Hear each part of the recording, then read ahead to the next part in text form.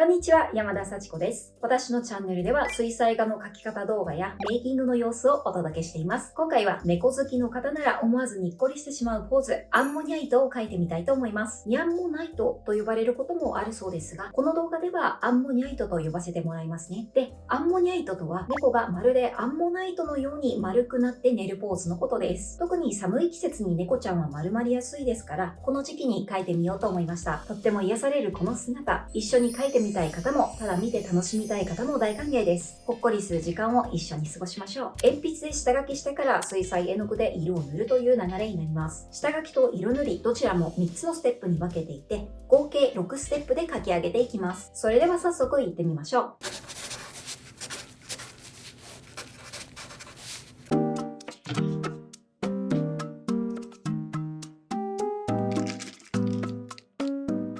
まず大体の形を把握するために丸や三角といった簡単な形を使って当たりを取ります。で、普段の当たりの取り方は丸い頭があって上半身とか腕とか大体のパーツの位置取りをするのですが、今回はちょっと違う当たりの取り方をします。アンモニャイトは全体的に丸いシルエットなので、猫の体全体を大きな丸とします。こんな風に多少いびつな丸でも OK です。そしてその中に十字線を引きます。そうすると丸の中が4分割されますね。このどこかに頭があります。そうですね。今回は左上を頭としましょう。頭の丸を書き込みます。で、そうすると隣の区画に足の丸みがあります。ちょっと楕円形に膨らんだような形で取っておくといいでしょう。そして真ん中にお腹の線が入ります。本当はこんなにまっすぐ入らないので、形を整えるときに境界線をふわふわにしてあげてください。そして頭と足の間、ちょうどこの丸の形に沿うようにして尻尾があります。ちょっとはみ出してもいいです。手とか足に関しては、綺麗に丸くなっているほど隠れている場合が多いので、今回はしまわれているポーズにします。で、耳なのですが、片耳だけ見えているバージョンにします。横向きに近い顔の向きになっています。頭の丸みに沿うようにして生やしましょう。こういうペタッとした三角形ではなくて、頭の丸みに沿うような形の三角形ですね。アンモニャイトのポーズはですね、顔の立体感が結構難しいところでして、顔にも十字線のガイドラインを引く方が分かりやすいです。で、上を向いているのか下を向いているのかによって線をカーブさせて引きましょう。この場合だとやや下を向いているので、下向きにカーブさせます。横線の両側に目が来て、中心よりやや下に鼻と口があります。あとは体全体がこうなっているような感じですね。今全部顔が見えているように描きましたけれども、アンモニャイトは顔の片面だけが見えている場合も多いです。寝ているポーズなので目を閉じさせてもいいと思います。で、これで大体の形取れましたので、あとは消しゴムでいらない線を消しつつ形を整えていきましょう。写真だったり実物の猫を参考にすると良いです。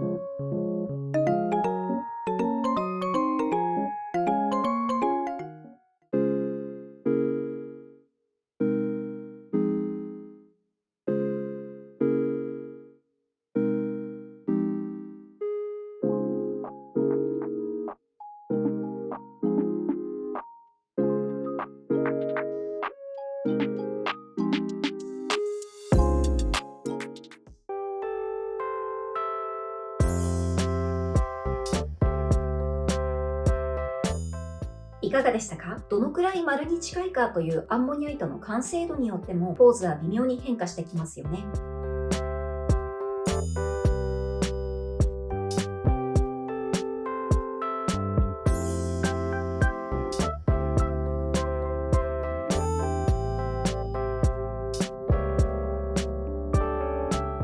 この動画が少しでも良かった、参考になった、あるいは心温まったぞという方は、ぜひチャンネル登録と高評価よろしくお願いします。最後までご覧いただきありがとうございました。また次の動画でお会いしましょう。